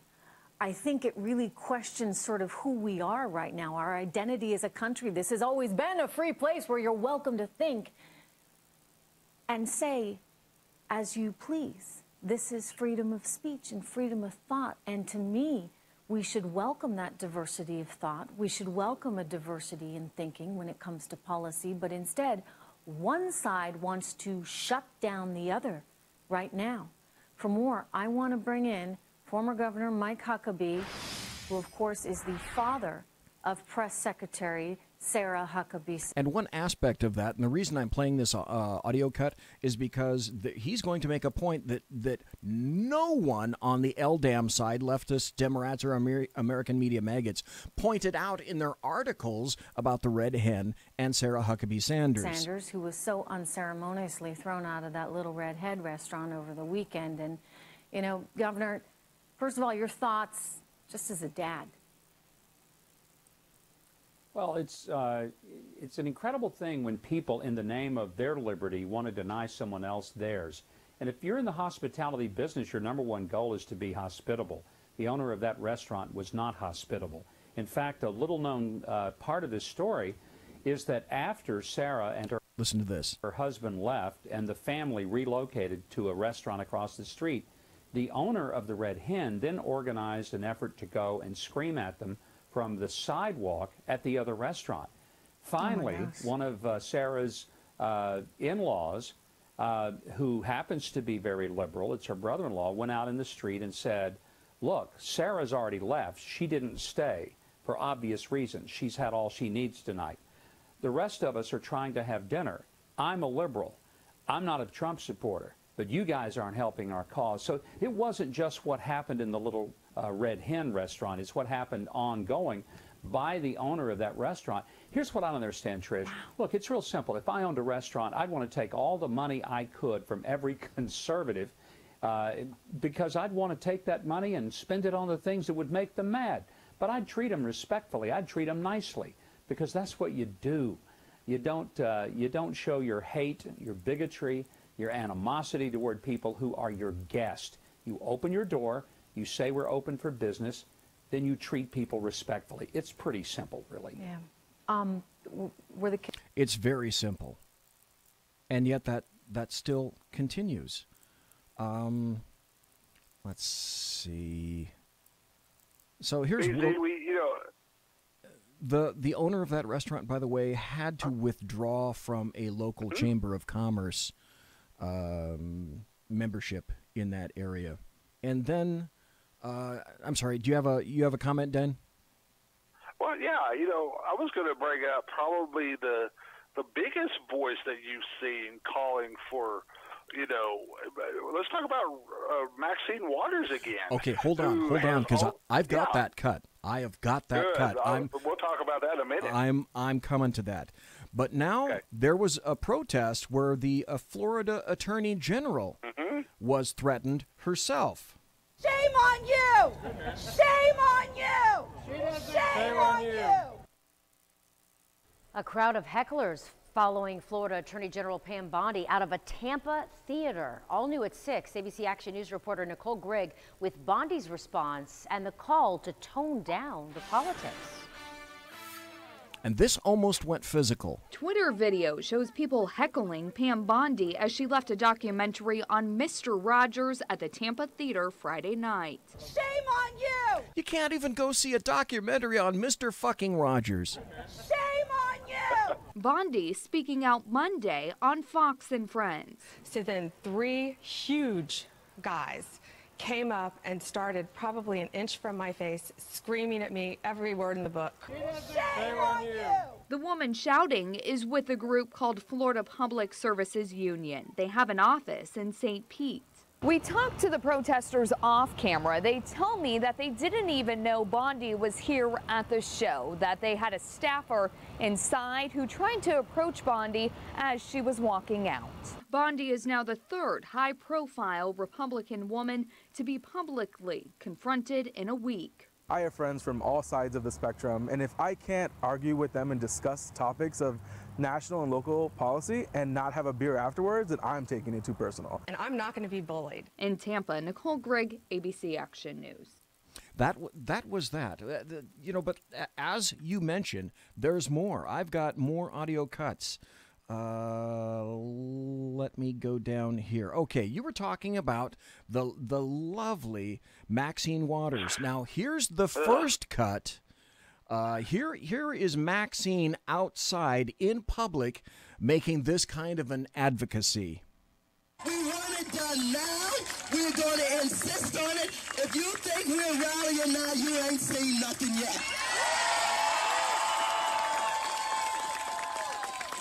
Already, you have members of your cabinet that have been booed out of restaurants, who have protesters taking up at their house, who's saying no peace, no sleep. No peace, no sleep. And guess what? We're going to win this battle because while you try and quote the Bible, Jeff Sessions and others, you really don't know the Bible. God is on our side. On the side of the children. On the side of what's right. on the side of what's honorable, on the side of understanding that if we can't protect the children, we can't protect anybody. And so let's stay the course. Let's make sure we show up wherever we have to show up. And if you see anybody from that cabinet in a restaurant, in a department store, at a gasoline station, you get out and you create a crowd. And you push back on them. And you tell them they're not welcome anymore, anywhere. We've seen happen over these last few days. Are you going to add your name to those ranks? Do you think she should step aside? Oh, absolutely. She should step aside. You know, I have no sympathy for these people that are in this administration who, you know it's wrong what they're doing on so many fronts, but they tend to not want to confront this president or even leave, but they know what they're doing is wrong. And I want to tell you, for these members of his cabinet who... Do you know, Dan, any person on the Democrat side that doesn't want to confront any member of the Trump administration? I don't. I absolutely don't. Well, you know, and I don't know if you've played this on Stackheads or on your show, but you know, here you have Maxine Waters, who is stirring up the fire and adding coal and fuel to it. She doesn't even live, folks. You're talking about somebody that doesn't even live in the district that she represents. So, you know, think about that for a second and how honorable that is. But you're also talking about on Capitol Hill recently, you had President Trump, who was going to a meeting to meet with congressional leaders on different things. And you here you have members of Congress and their staff members yelling at the president and being disrespectful. You had a congressional intern who yelled "fuck you" at President Trump inside the U.S. Capitol. And so this is the type of leadership and example that's being set. This is what we're calling civil debate. This is what we're calling civil discussion. This is what we're calling engaging. This is called obstruction. I don't care if you're a Republican, Democrat, what have you. This is obstruction of trying to get down. We're talking about a very serious issue dealing with immigration and immigration reform. This does absolutely nothing. Nothing to advance their argument. It does absolutely nothing to address it. It does nothing to address to advance their ideas. All it does is make the situation worse. And why do they enhance that? Because in reality, they don't want nothing done because it hurts their voting base. Yes. And then if something's actually done, guess what? They lose in the battle of identity politics. Speaking of losing, you know that you're beginning to lose the argument when you have someone on CNN go at you like this. Welcome to Unfiltered. Here's tonight's headline. Stay classy, America. The Red Hen restaurant in Lexington, Virginia describes itself as farm-to-table fine dining. This is S.E. Cupp, by the way, on CNN. The first of its kind in the Shenandoah Valley. White House Press Secretary Sarah Huckabee Sanders, along with a small group, probably showed up on Friday expecting a nice end-of-the-week night out featuring locally raised pan-seared pork chops or braised leg of lamb. Instead, Sanders was pulled aside and asked by the owner to leave. The following day, Sanders tweeted about the incident from her official Twitter account, calling out the restaurant by name. Last night, I was told by the owner of Red Hen in Lexington, Virginia, to leave because... By the way, here's one thing that no one responds to or says, that Sarah Huckabee Sanders made that tweet on her official account after she was asked a question about it on her official account. She was answering, she was replying to someone who had already asked the question. Because I work for POTUS and I politely left. Her actions say far more about her than about me. I always do my best to treat people, including those who I disagree with, respectfully, and will continue to do so. Shortly thereafter, the restaurant's Yelp page became a political battleground and was inundated with both negative and positive reviews that had nothing to do with the quality of food and service.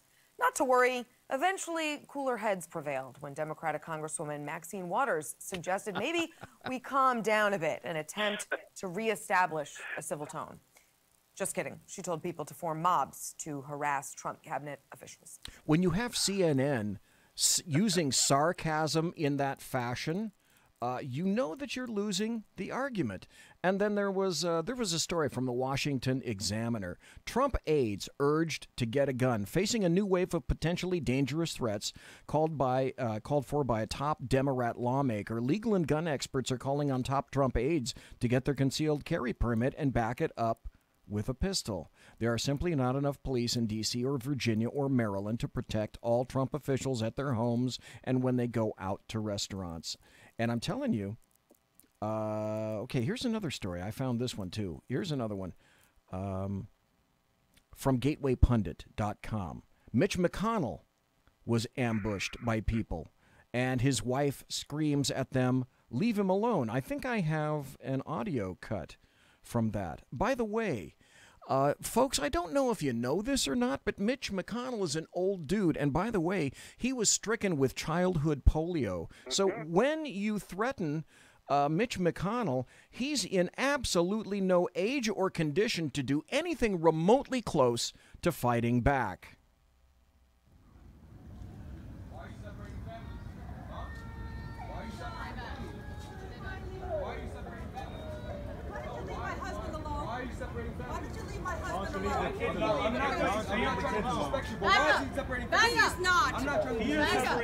And by the way, do you know who all the people are that are surrounding his wife and surrounding him? Young males of fighting age. I don't see any women. He's separating forces. How does he sleep at night? How does he sleep at night? It is not a legal assignment. How does he sleep at night? It is not a legal assignment.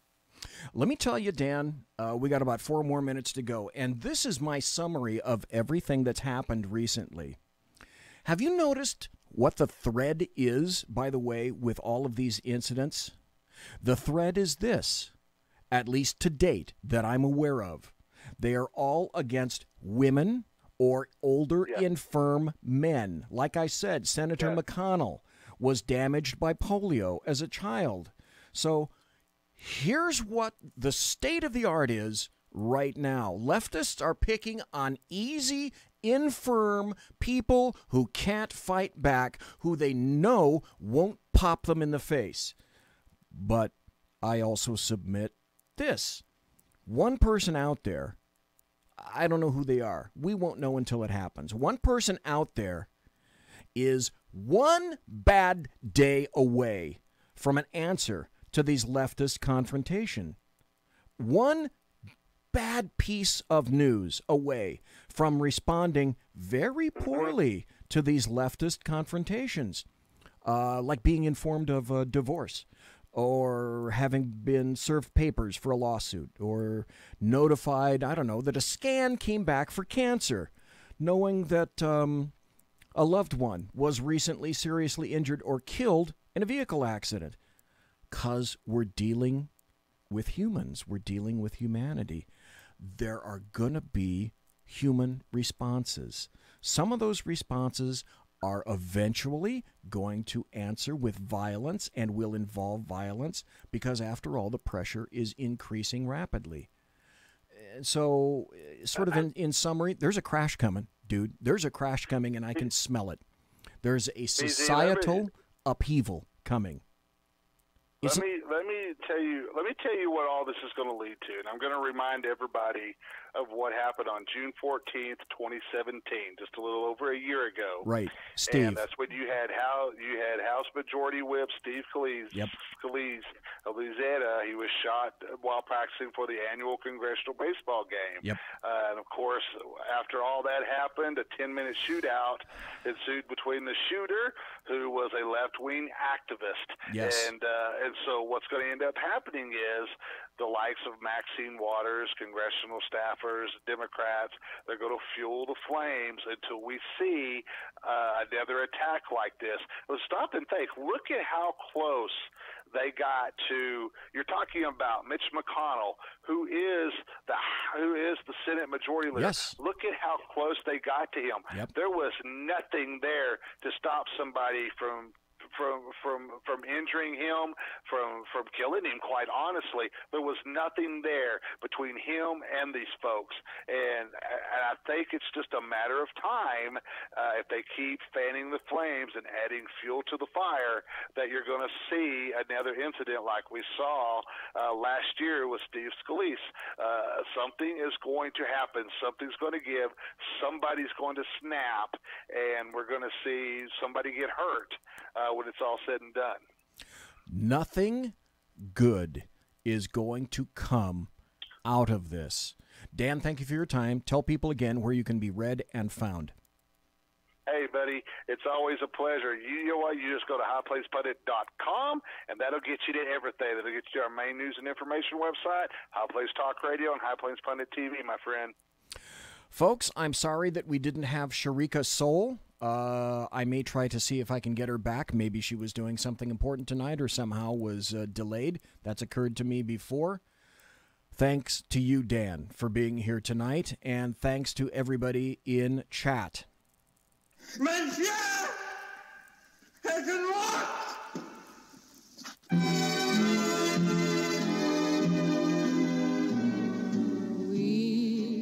Ladies and gentlemen, boys and girls, children of all ages, thanks for listening to the Bloviating Zeppelin's Berserk Bobcat Saloon radio show live and direct right here on the SHR Media Network. If you want to contact me, you can find me on Twitter at bzep, on my blog at bloviatingzeppelin.net. My original music, my intro music, is by Possessed Tranquility. You can find them at reverbnation.com. Promotional consideration by Lockheed Martin Skunk Works and the Boeing Company. If it ain't Boeing, I ain't going. And also by Pratt & Whitney Engines, Thrust You Can Trust. And my tiaras are by My Little Pony. Thanks to my personal KC-135 Kettle One refueling team, with whom I will be consorting in less than an hour. Bank on that, baby. And thank you, and you, and you, and you, and you, and you, so kindly for listening live. Thanks for being involved in the chat room. Thanks for listening in podcast. Have a great weekend. God bless. Take care. You be safe. See you next Tuesday.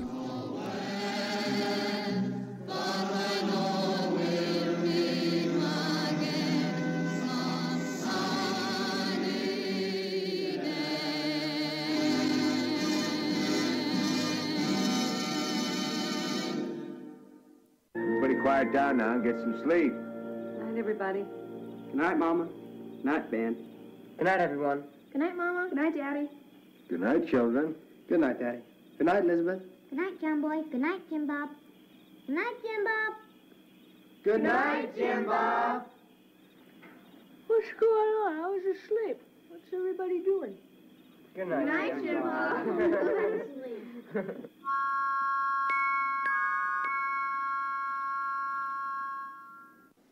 Good night, and good luck.